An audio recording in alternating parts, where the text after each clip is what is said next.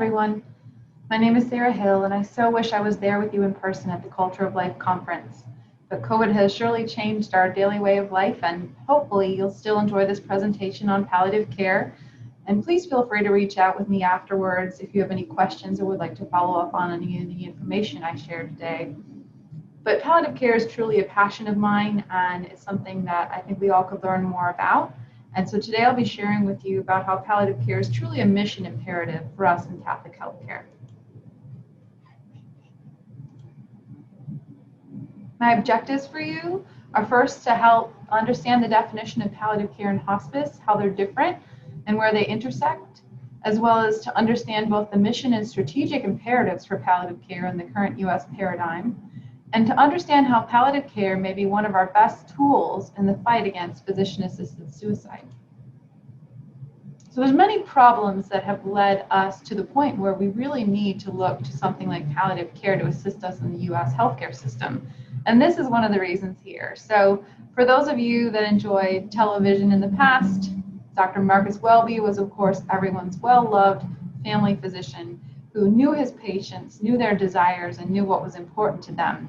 Even myself growing up, we lived in a very small town in Wisconsin, and my family physician not only birthed me, but all of my cousins, and knew us all so well and our family so well, so that to the point when I was old enough to take my grandmother to her appointments when I was in college, he would even ask me about what I was studying, how it was going, and then he knew my grandmother so well that he knew everything that he would need to know to care for her appropriately. And that certainly was the type of Dr. Marcus Welby was as too, well loved and knew his patients well. Unfortunately, because the US healthcare system has changed so much, we really don't even often know the physicians who are treating us, particularly if you have chronic illness like COPD or CHF. You're going to have a multitude of specialties of physicians who all have different organ systems that they're worried about, but there may not be a certain person who knows everything about your current trajectory of your illness and all of your symptoms and what's important to you and your family. So it's kind of an unknown person who's helping you negotiate your illness. And of course, that's because of these silos, right? So the US healthcare system, instead of being one person who kind of oversaw all of your care, of course, we have these wonderful technologies. And so silos became even more technologically advanced. And the more technologically advanced we are, the more silos we need. And unfortunately, that means that not everyone is always speaking together and working together like an orchestra on orchestrating your care appropriately.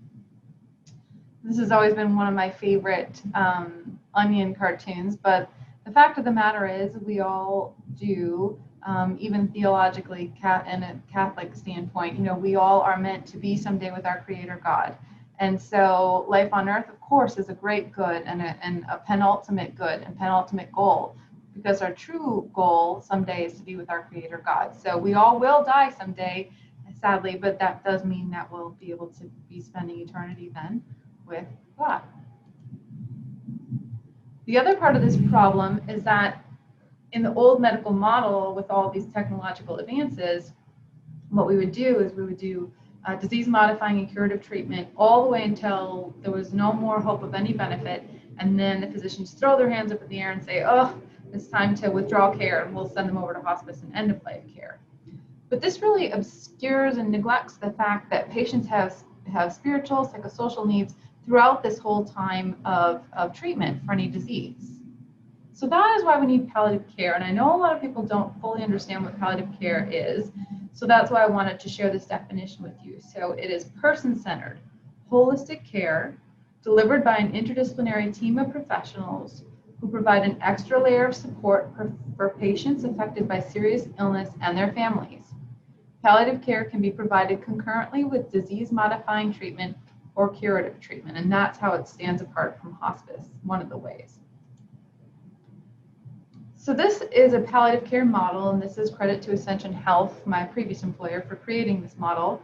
But this takes that other model where the yellow was the whole long bar and then just a tiny little bit of blue on the end, and flips it on its head. So in this case, we're talking about the fact that, like I said, patients have need for both palliative care and disease-modifying curative treatment throughout many illnesses. The other thing I like about this model is those little green dots on the bottom show that there are many conditions appropriate for palliative care, which may not actually even progress to death. So I use the example of, let's say tomorrow I was diagnosed with ovarian cancer, but they caught it relatively early, so they thought that I would likely not die from it, and I would have good outcome, good prognosis. But at the same time, I have some really aggressive symptoms coming on. And I also have some spiritual and existential issues that both myself and my husband would like to talk to somebody about. So that's when palliative care could come in, because palliative care could really help me aggressively manage those symptoms and also provide me with some spiritual care and psychosocial support to help me think through those why is this happening to me kind of questions. Now, those longer lines there would be something like lung disease, COPD, or CHF, heart disease, where that's likely after many years of care may lead to, that condition may lead to death. But the good news is that you can be treated for many of these now because of all of the technological advances we have. You can be treated for many of these for many years and have a relatively good outlook and prognosis and everything. And so those are the times when maybe for 10 years, you have a needs for disease-modifying treatment and sometimes more need for palliative care and vice versa. So the need for each might wax and wane. And then at the end of this graph is where it shows hospice, and that's when you fully switch away from disease-modifying or curative treatment fully to palliative care. That's when you would enroll in hospice, and that's, of course, mandated by a 6-month limit on that, as far as physicians saying that they believe you are terminally ill and that you only have 6 months to live. And that's when you can elect hospice benefit. And then bereavement is also on this chart as well, which I really appreciate, because the nice thing about enrolling somebody in hospice, beyond all the care that they get in hospice as a benefit, is that the families really can benefit from the bereavement care that comes along to them even after the patient passes away. Some important things to know about palliative care is to start with what it is not. So it is not giving up. I hate it when people say we're withdrawing care or palliative care, they're not ready for that yet. And it's like, well, what are they not ready for? Because we're just adding an extra layer of support and not taking any care away. So it's not in place of curative or life prolonging care. Again, it is not based on prognosis. So there's many prognoses that are appropriate for palliative care, and there's not necessarily a list of prognoses that you have to get it. So I could ask for palliative care with many different types of diseases. And again, it is not the same as hospice. And here's how the two differ. Palliative care is appropriate at any point, at any stage of any serious illness. It doesn't have a prognostic requirement, and no need to choose between palliative care and ongoing treatment. I can undergo both. On the other hand, hospice is a form of palliative care delivered at the end of life. So it's delivered in the last couple of weeks to months of life. And you have to have 2 physicians who certify that you have less than 6 months of life to live. And then you do have to give up insurance coverage for your curative treatment to get hospice. This is just another graphical illustration to try to prove that point, is that all of hospice is palliative care, but not all of palliative care is hospice. So hospice is this small subset that when we are fully switched to palliative and comfort care, that's when it becomes hospice and it's that benefit. But palliative care, the scope is so much wider. And so if you or a family member is approached about whether you would like a palliative care consult, please don't be afraid that it means that you're terminal or anything. It just means that they think you have a serious enough illness that your family and you could benefit from this greater level of care. Palliative care, the National Consensus Project actually outlines 8 domains for palliative care. To be a robust palliative care program, you must be looking at all of these domains. And so structure and processes of care, physical, psychological, social, spiritual, and cultural aspects of care. And then one of these 8 aspects is care of the imminently dying. And then finally, ethical and legal aspects of care. But as you can see, there's so much more to this than just care of the imminently dying. Some more information about what it is, because sometimes I think it's still not clear. So usually it is delivered by a team. It has to be delivered by a team for it to be true palliative care. And that would include clinicians, so physicians, nurse practitioners, advanced practice nurses, RNs, social workers, chaplains, and sometimes even other people as needed, like pharmacists, OT, PT, etc. And so what do they do together? Well, they help to define the goals of care and promote advanced care planning. And so remember when we were looking at those pictures of the silos? They would be somebody, like I said, the person from the orchestra who conducts the orchestra is somebody who takes all these pieces out of the silos and puts them on one page together to help you get a really clear picture of what's going on. Then they're also going to help with symptom control. The chaplains and the spiritual care team will help with spiritual concerns, and then they'll also help you optimize functional status. They also really help to educate the patient and family, like we said, breaking down those silos. They help with planning for discharge, and then eventually can help with managing end-of-life care. The good thing about all of this is that because of all those benefits, palliative care really is growing. So I apologize that this is a couple of years old, but our data is always in arrears. So I apologize that we don't have just the latest data, but the trend does continue to show that it is growing. So the percentage of hospitals with palliative care programs does continue to increase, as you can see. And Catholic hospitals in general are above these trends because it is so tied to who we are and our mission and identity. At the same time, there is still need for growth. So even though at all of these hospitals we have growing programs, only about 25 to 50% of current palliative care needs are being met, and especially in areas of greatest need. And then additionally, we know that not only in hospitals, but the whole paradigm of healthcare is shifting away from acute care facilities to trying to treat people in more effective and efficient ways. And who wants to really go to a hospital? So we're trying to treat people in outpatient services and at home. And so there's a great need for delivering palliative care in these ambulatory spaces.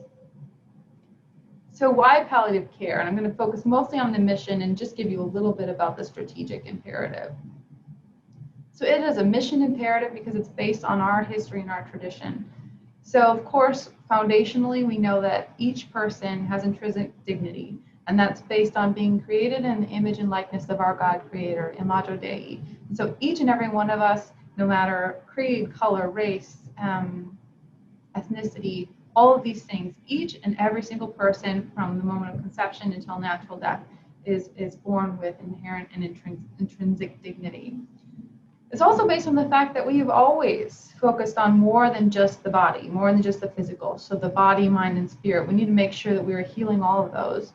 And this is also rooted in the gospel narrative as Jesus' ministry as loving healer. When you think about it, so many of the times he healed, like the hemorrhagic woman or the lepers, he was healing something physical, but because he healed something physical, he also very much healed something spiritual and communal for them. Because with those particular afflictions, they weren't allowed to be in community with one another because they were considered unclean. And so imagine their psychological and spiritual well-being by not only having this physical ailment, but being separated from community and separated from loved ones. And so when he healed that, he also healed and cared about their psychological and spiritual well-being. And they were able to return to community with one another because that affliction was gone. So so much of what we care about is so much more than just physical healing. And we have so many wonderful statements, ecclesiological and papal statements on why palliative care is a mission imperative. So the first was from Pope St. John Paul II, who said that in modern medicine, increased attention is being given to what are called methods of palliative care, which seek to make suffering more bearable in the final stages of illness and to ensure that the patient is supported and accompanied in his or her ordeal. And that, of course, is from Evangelium Vitae. Additionally, he also spoke about palliative care in the address to the participants in the 19th International Conference of the Pontifical Council for Health and Pastoral Care. And in this one, he said, particularly in the stages of illness when proportionate and effective treatment is no longer possible, while it is necessary to avoid every kind of persistent or aggressive treatment, methods of palliative care are required. As the encyclical Evangelium Vitae affirms, they must seek to make suffering more bearable in the final stages of illness and to ensure that the patient is supported and accompanied in his or her ordeal. In fact, palliative care aims, especially in the case of patients with terminal diseases, at alleviating a vast gamut of symptoms of physical, psychological, and mental suffering. Hence, it requires the intervention of a team of specialists with medical, psychological, and religious qualifications who will work together to support the patient in critical stages.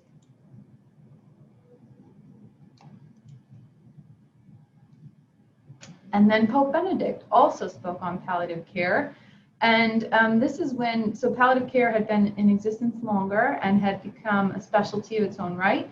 And then the fact that we were noticing that palliative care was actually very beneficial upstream from these terminal diseases. So some more of these statements you'll see highlight the fact that it's a little bit more upstream now, and it's not only those who are dying. And so Benedict said, it is necessary to stress once again the need for more palliative care, which provide integral care, offering the sick human assistance and spiritual accompaniment they need. This is a right belonging to every human being, one which we must all be committed to defend. He continued to say, here I would like to encourage the efforts of those who work daily to ensure that the incurably and terminally ill, together with their families, receive adequate and loving care. The Church, following the example of the Good Samaritan, has always shown particular concern for the infirm. Through her individual members and institutions, she continues to stand alongside the suffering and to attend the dying, striving to preserve their dignity at these significant moments of human existence.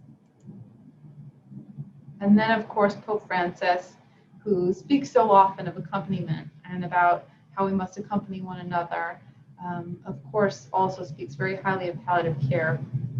And he says, it is an expression of the properly human attitude of taking care of one another, especially of those who suffer. It bears witness that the human person is always precious, even if marked by age and sickness. The human person, in fact, in whatever circumstance, is a good in and of himself or herself, and for others, and is loved by God. For this reason, when life becomes very fragile and the end of earthly existence approaches, we feel the responsibility to assist and accompany the person in the best way. I therefore welcome your scientific and cultural efforts to ensure that palliative care can reach all those who need it. I encourage professionals and students to specialize in this type of assistance, which has no less value on account for the fact that it does not save lives. And we hear that a lot in palliative care. Oh, you don't save lives. No, but we do a lot more to help improve the lives of those who we can't necessarily save. Palliative care recognizes something equally important, recognizing the value of the person. I urge all those who, under whatever title, are involved in the field of palliative care to practice this duty of conserving the spirit of service in its fullness and recalling that all medical knowledge is truly science in its most noble sense, only if it finds its place as a help in view of the good of humanity, a good that is never achieved by going against his life and dignity. It is this capacity for service to the life and dignity of the sick, even when they are old, that is the measure of the true progress of medicine and of all society. I repeat the appeal of St. John Paul II. Respect, protect, love, and serve life, every human life. Only in this direction will you find justice, development, true freedom, peace, and happiness. And it's amazing, more statements seem to be coming out, and just last month, the CDF put out Samaritana's bonus, and it covers many of these same issues on caring for the ill and caring for the dying. It does cover palliative care, perinatal palliative care, and many more subjects as well. So if you'd like to look it up, it's Samaritana's bonus by the CDF. I think it's also important for you to know, just very briefly, and I'll run through these slides quickly, but that it's very much a strategic imperative. So in healthcare in general, the shift is from fee-for-service, which, to be honest, had, it was just charging people for things, for doing things to them that weren't necessarily always beneficial, to value-based care. And value-based care means that we need good quality care and that we want it to match the treatment with values and goals and all these sorts of things. And so where healthcare is moving very much is in line with what we would want to see in Catholic healthcare. So this list here, we want to make sure that we're improving quality of life. We want to make sure that we do improve cost efficiency, but again, the cost efficiency that we're asking for has no negative effect on mortality or morbidity. And I'll talk about this quadruple aim here. So many of you may have heard, if you're in healthcare, about the quadruple aim, and I'll have another slide on that in a second. But the quadruple aim is 4 things that we're aiming for in Catholic healthcare. And I made this slide a while ago to talk about why we need the quadruple aim, which is this slide here. So the quadruple aim is improve patient outcomes, and that's population health. We want better outcomes for our patients. Improved patient experience. So this means that you're happier and you think your care was better quality and you're very satisfied with your care.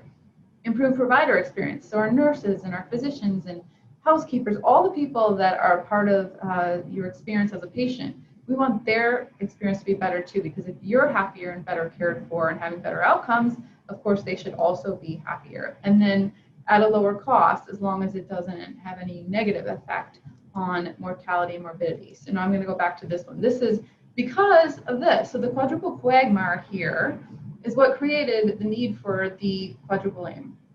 And so the quadruple quagmire, in my opinion, was the fact that we have very poor patient outcomes. So this slide here talks about how the U.S. healthcare ranks last among wealthy countries, despite spending almost the most on healthcare spending. We have really poor patient outcomes. We also have very dissatisfied patients and families, very, very burned out and dissatisfied clinicians. And as the wife of an oncology nurse, I can tell you how difficult it is and how difficult their days are when they come home. And there's so much that we can do to help them as well. And then, of course, increasing costs. And like I said, increasing costs despite the fact that we still have such poor outcomes. So that's why we have now, in the switch to value-based care, the quadruple aim. Palliative care really can help us to achieve all of these.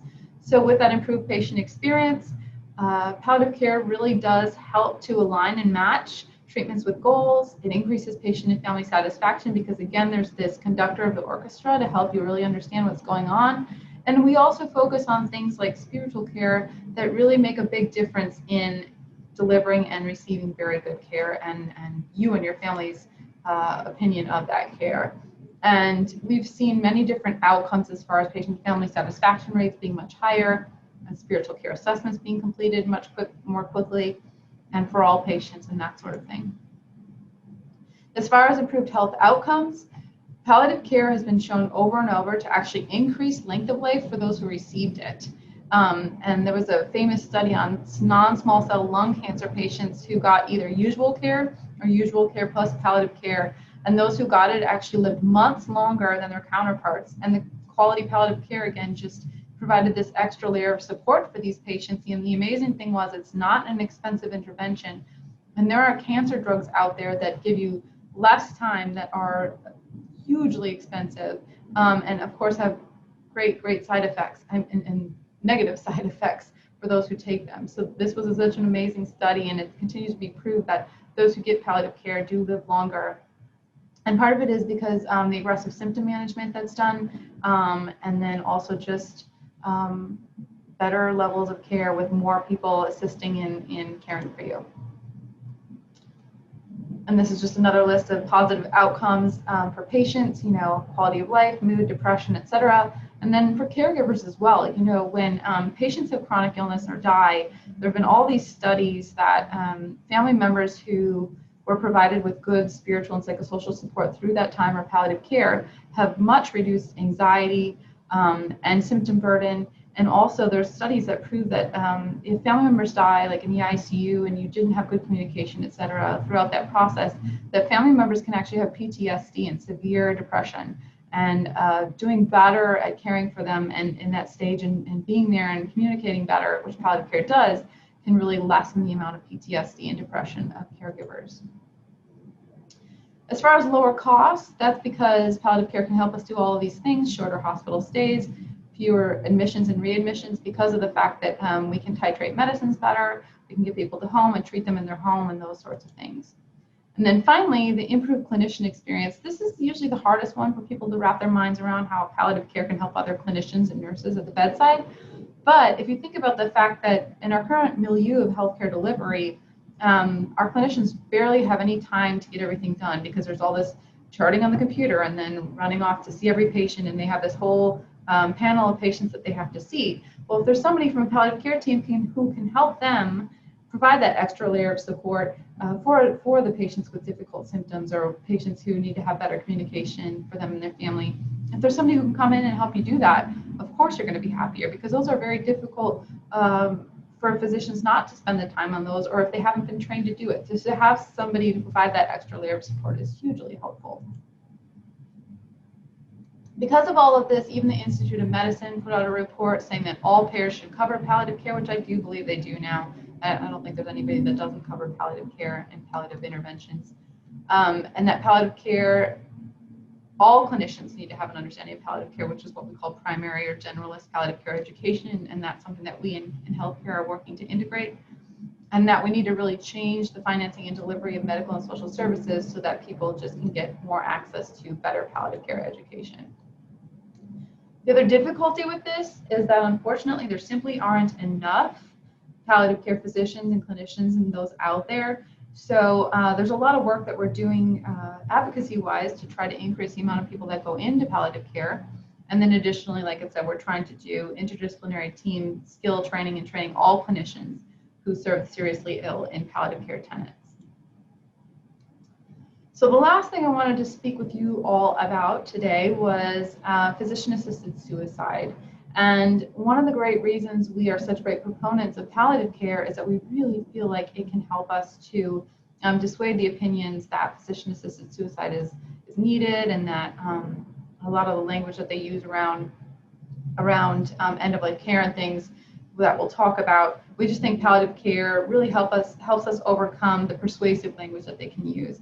So this is just a slide showing all of the places where physician-assisted suicide is legal, and then there's all the states where there were bills or initiatives to legalize it, and that they have been overcome so far. And then, as you can see, though, it's just growing. And every year, many states, and I think last I heard Florida, it comes up in the legislature every couple of years. So this is something that we're going to hear more and more pressure on, and unfortunately, I'm going to have to be dealing with. And many of you probably recognize this picture here. You know, I think this great exponential growth in this area is particularly because she was the poster child for this beautiful young woman named Brittany Maynard. You know, she had a very bad brain tumor. And so she and her husband were very vocal proponents of her decision and the fact that she was going to undergo physician-assisted suicide. And then after that, and because of that, these are some of the statistics. So this is an older study, but I think the statistics continue to be similar. So, you know, a majority of people that they polled support it. Most of the increased support came from young people who saw this beautiful young woman and said, well, sure, that makes sense cognitively. I wouldn't want to suffer either. And so they're thinking that, they understand her statement, and so they support it. And then the use of the word suicide does not appear to temper the support. So, you know, they're really trying to move away from using the phrase physician-assisted suicide, because they say that for people like Brittany, it was offensive because it wasn't really a suicide. She was, that they use more palatable terms. And so anyway, they asked a question about, like, if we use this term versus this term, does it make a difference in your support? And it didn't. They still supported it. And like I said, it's really because they're usurping our language. So Compassion and Choices is the main advocacy group that really, if you look down and drill down into the details of any single one of these legislative efforts, is behind the legislative effort. They attend almost all of the cases, they control the information, and they tell the stories they want to tell. And they use language that we would use. So they use death with dignity, physician aid in dying, and those are the terms I was referring to that seem more palatable than assisted suicide. And effectively, they're the keeper of the physician-assisted suicide laws. And it's really sad that they usurped our language, because we provide aid to the dying. You know, we want deaths with dignity. We have this whole history of Ars Moriendi literature about, good care at the end of life and preparing for death and having death with dignity. So it's just very frustrating that they usurp this language here.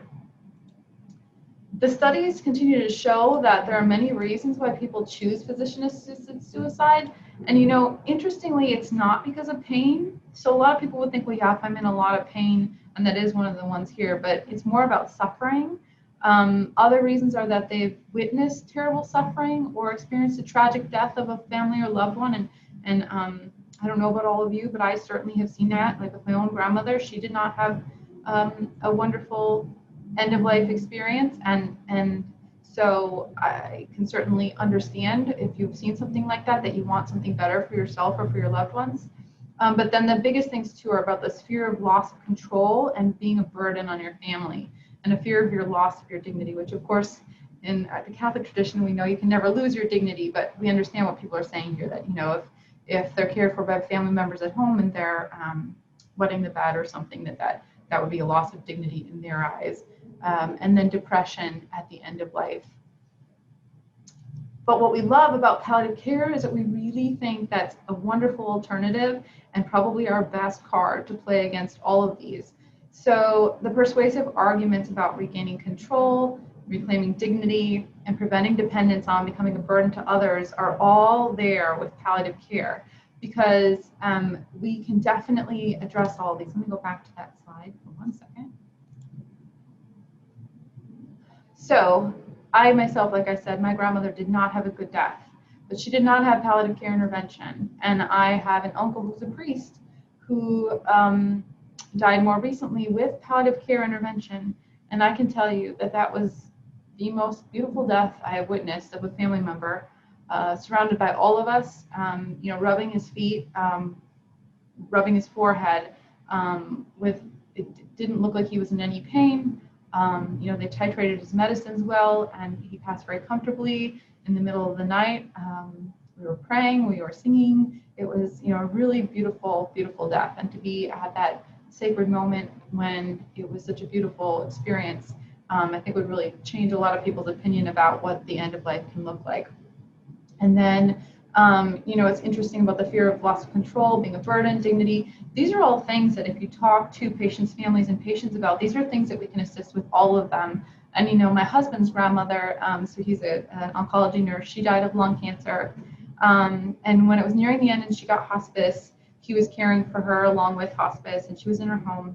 And she said something along the lines of, well, I don't want you to have to change my diaper. I don't want you to have to do that. And he flipped it and he said, you know, Grandma, think of how many times you did this for me. And it is my great honor as your grandson to be able to help you during this time. And it was just such a beautiful bonding experience for them. So again, he is a medical professional, but we in palliative care and hospice can really, really help anyone to help ameliorate that fear of being a burden or loss of control. These are all things that we can help families do for you and with you. And so when we think about it, palliative care is something that even upstream can really help us think about all these things with our family. And then when nearing death, hospice really provides true compassionate care. Then last, I just wanted to provide you with a couple of slides on more information on all of these things. So the first I would direct you to is the Supportive Care Coalition, which is a national organization of Catholic health systems who came together to promote palliative care quality. And so there are all these different strategies around mission and ethics integration, spirituality, education and promoting leading practices, and advocacy. And there are so many resources there for families, patients, and providers. So I'd recommend that you go to www.supportivecarecoalition.org and look, and then up at the top there's all different tabs. There are webinars, there are videos you can watch about the Catholic faith and how it interplays with palliative care, resources again for families and patients, and then there's a lot of these different documents that the church has put out about palliative care. They're there, so I highly recommend going here. And then particularly in this time of COVID, there's actually a lot of resources on well-being and resiliency and those sorts of things. So those could also be very helpful if any of you are dealing with loved ones who are suffering from illness during this time. And then there's many other resources as well. The Catholic Health Association has many resources on palliative care, so that's the link to them right there. And they've actually done several things during the time of COVID on palliative care, which have been interesting, so I direct you there. Then many of us were involved in what was called the Pathways to Convergence conference, and the Practical Bioethics website has this Pathways to Convergence document where we put together a whole Catholic perspective document on palliative care, so I direct you there. And then the USCCB actually also has many resources on end-of-life care, and some of those include palliative care. And I'm currently on a task force of the USCCB looking into palliative care, and we should be developing resources that should be coming out hopefully shortly. COVID has kind of delayed many of our activities, but that's something that we will be working on and should have as resources soon. And finally, my contact is sarah.hill@christushealth.org, and I invite any of you who are interested in this topic, who would like more information, or if you have questions for me, please don't hesitate to reach out.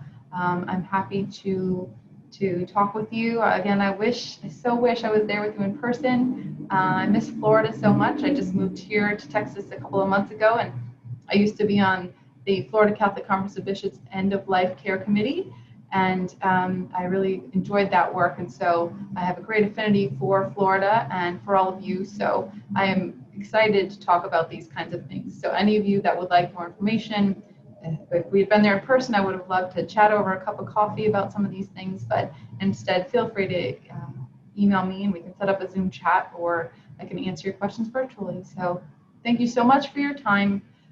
And I guess my biggest message is just that if you or your family members are dealing with serious illness, please don't hesitate to ask for a palliative care consult, because it's something that I really think you and your family could benefit from. Thank you all.